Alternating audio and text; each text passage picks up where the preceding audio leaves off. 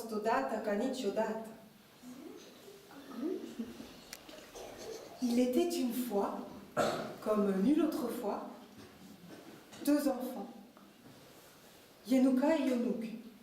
Yenouka et Yonouk ont décidé d'aller, eux aussi, dans cette forêt, voir ce qu'ils allaient y trouver à manger.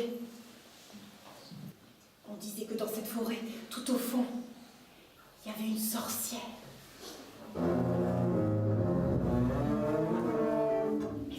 Ils y voyaient presque plus rien.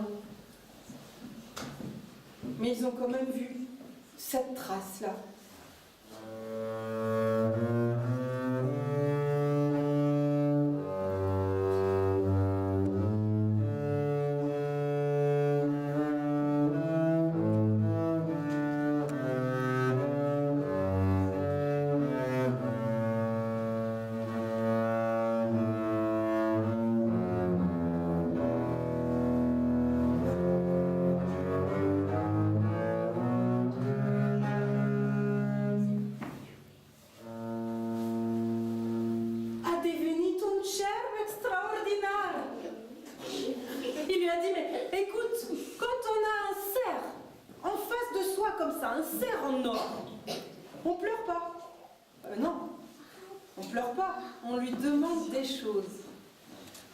On lui demande ce qu'on veut. Un gâteau à la fraise. Ouais, un gâteau à la fraise, le même qui circulait dans les rues du village les jours de fête. 5 à 8 étages. Avec le dernier étage recouvert de chantilly et 3 petits bouts de fraises sur le sommet. Celui-là. Waouh! À côté d'elle, il y avait un arbre. Un grand arbre, très grand. Et le long du tronc de ce très grand arbre, une échelle qui montait jusqu'au sommet. Et au sommet de l'arbre, au bout de l'échelle, une maison rose.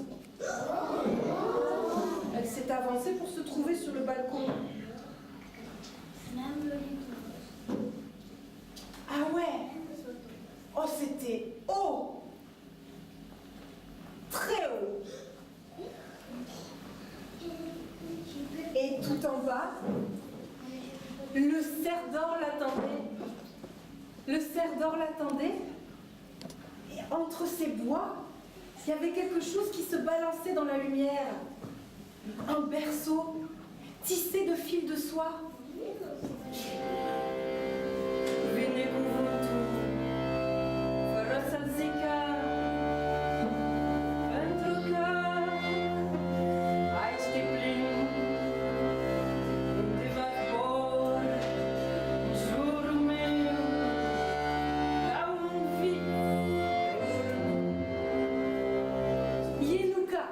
Dans cette forêt, dans sa petite maison rose, a grandi, elle est devenue une jeune femme. Personne ne l'avait jamais vue. Personne.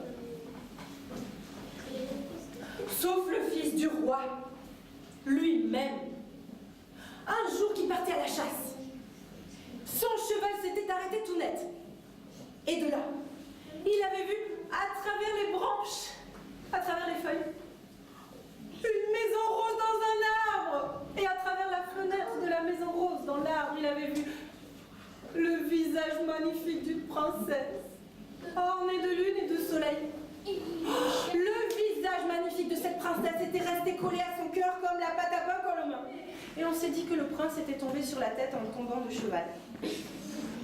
Qu'il était devenu complètement fou. Et son père, le roi, a décidé que l'on retrouve cette princesse. Son père, le roi, a ordonné que l'on retrouve cette princesse. Son père, le roi, a envoyé tous ses serviteurs à la recherche de la princesse. Et aucun d'eux ne l'a trouvée. Son père, le roi, a offert à qui retrouverait cette princesse un sac de pierres précieuses.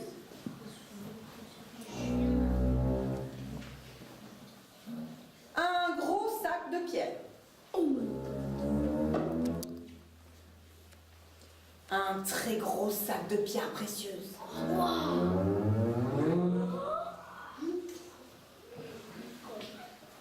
Et l'annonce de ce sac de pierres précieuses n'est pas tombée dans l'oreille d'une sourde sorcière. Parce que cette sorcière-là n'était pas sourde du tout. Et arrivée au pied de l'arbre, là, elle s'est installée. Et elle gémissait pour qu'on l'entende là-haut. Apa, Molai, Sare. De l'eau, de la farine et du sel. Sciamestet, bine, se fietare, mamma ligaro, data que fierbe. Effectivement, ça s'est mis à faire des petites bulles, puis ça s'est épaissi pour devenir une délicieuse mamaliga. La sorcière avait mis quelques gouttes de sa potion qui endort les gens. Elle avait mis juste assez de potions qui endort les gens pour que Yenouka s'endorme pour le voyage.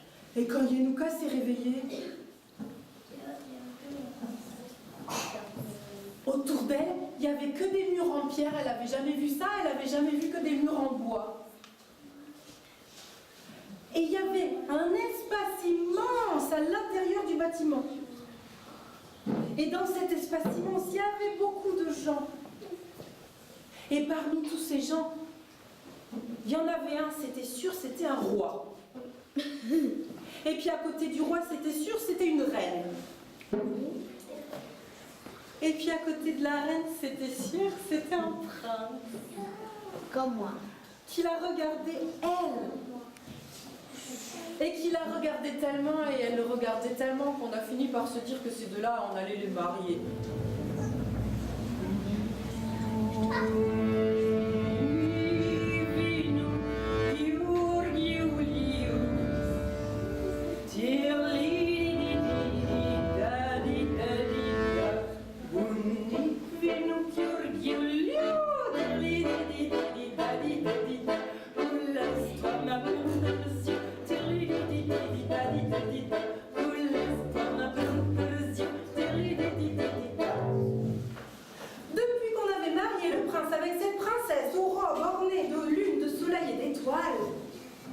C'était tellement la belle vie dans ce palais que c'était comme si le soleil avait de nouveaux rayons supplémentaires pour éclairer la journée.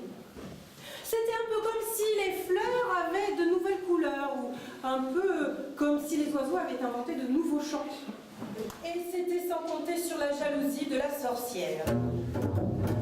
La sorcière, bien déguisée en jeune femme, n'avait pas oublié de mettre dans sa bouteille beaucoup de potions qui endorment les gens. Ils ont été obligés de s'y mettre à deux, le prince et le cerf, pour hisser la princesse lourde comme un roc sur le dos du cerf. Ils sont allés tous les deux, ils ont marché pendant toute la nuit. Et quand ils sont enfin arrivés au palais, quand enfin ils ont réussi à déposer Yenouka sur le premier lit qu'ils ont trouvé, elle dormait toujours.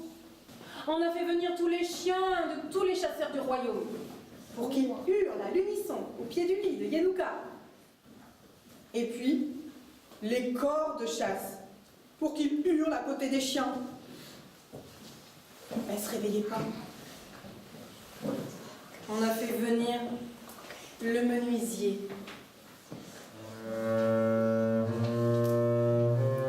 Qu'il vienne au palais. Qu'il fabrique son cercueil.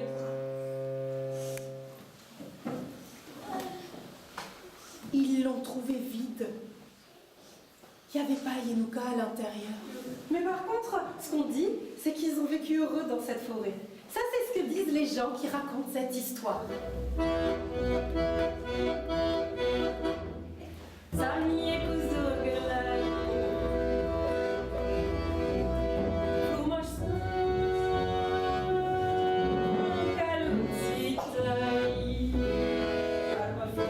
Dai me che li tu